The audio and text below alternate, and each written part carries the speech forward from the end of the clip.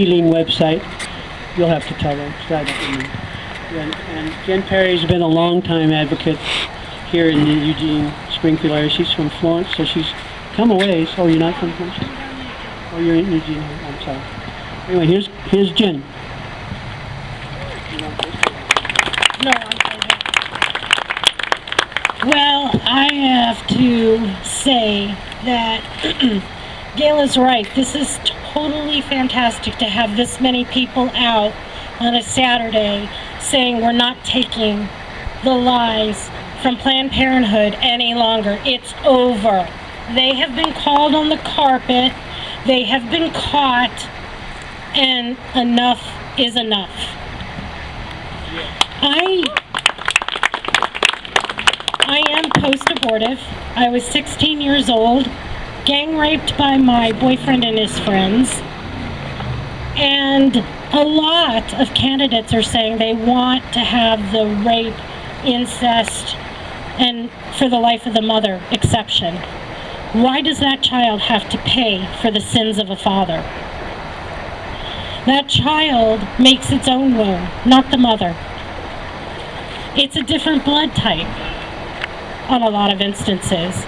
It's got its own DNA. So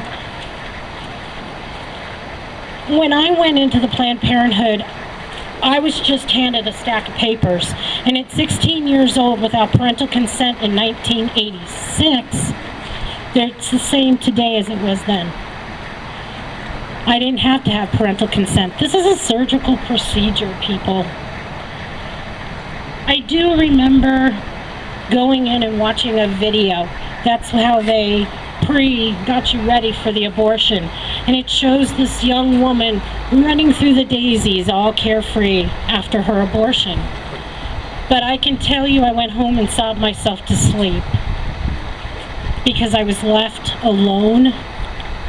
The doctor and the nurses holding me down when I was telling them to stop.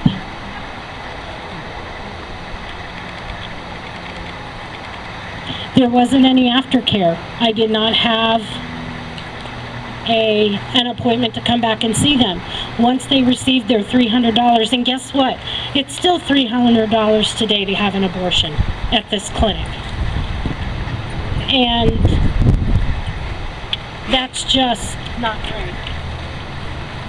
There wasn't a recovery room. A lot of women say that they were sedated. I was not. I got direct injections into the cervix. They said the doctor, when he started doing it, I kind of cried out in pain, and he screamed at me saying, "Oh, it's all in your mind. You don't feel anything in the cervix. There's no nerve endings." And I'm like, well, okay, that's not quite true. These videos that have come out, and I do not know how these pro-lifers were able to go and stomach the things that they watched without stepping and saying anything. They were certainly braver than I ever could be. But I thank God every day that they did it. For the last year, I've felt that something was going to change and turn the tides. And this is it. Because Planned Parenthood cannot continue their mantra of it's just a clump of cells. If it's just a clump of cells, then why are they selling baby organs?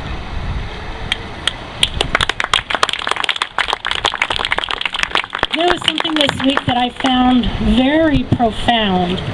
We all know who is the head of Planned Parenthood, which was Margaret Sanger.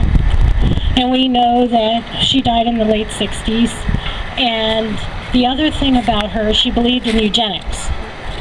And some of the stuff she said is that she wanted every single Jew and black person sterilized so that they wouldn't reproduce. And did you know that right now at the Smithsonian in Washington, D.C., her bust of her sits next to Martin Luther King Jr. and Rosa Parks?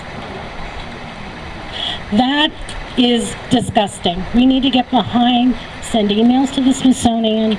This is uncalled for. They need to do their fact-checking because this woman didn't believe in the blacks.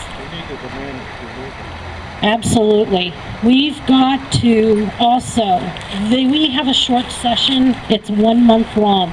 Each senator can only bring 2 bills to the House floor in February. We need to start making appointments, which I am in the process of doing. Storm the Oregon state and let them know that defunding and investigation has to happen. What I want to do is close talking about these mothers. It is hard now in my life as I go through seeing these videos. I sit there and I cry and say, was Sarah a part of that? And it's hard. It's hard to watch them. I haven't watched this last one. I've heard about it. But any of you that are here that are possibly post-abortive men or women, I encourage each of you to take time for yourself. This is a hard thing we're doing. Even if you're not, you have to care for yourself or we're going to be no good to anybody else, and we don't want to burn ourselves out either. I have this that I want to read about moms. And it says, God bless you, Mom. The most important person on earth is a mother. She cannot claim the honor of having built Notre Dame Cathedral. She need not. She has built something more magnificent than any cathedral. A dwelling for an immortal soul, the tiny perfection of her baby's body. The angels have not been blessed with such a grace. They cannot share in God's creative miracle to bring new saints to heaven. Only a human mother can. Mothers are closer to God, the Creator, than any other creature. God joins forces with mothers in performing these acts of creation. What on God's good earth is more glorious than this, than to be a mother? Thank you all for your time today. We really appreciate it. And as Gail said, please follow Oregon Right to Life. We're on Facebook. I also have journeyofhealing.org. And we are, if you are post-abortive, please come and speak with me. If you have not read my testimony, I have some here and I'm willing to give it to you. And I thank you all. Don't burn out, and let's keep our ear to the ground. We have at least another 5 videos coming. So make sure to take care of yourselves as well. Thank you all again for being here today. Thank you, Jen.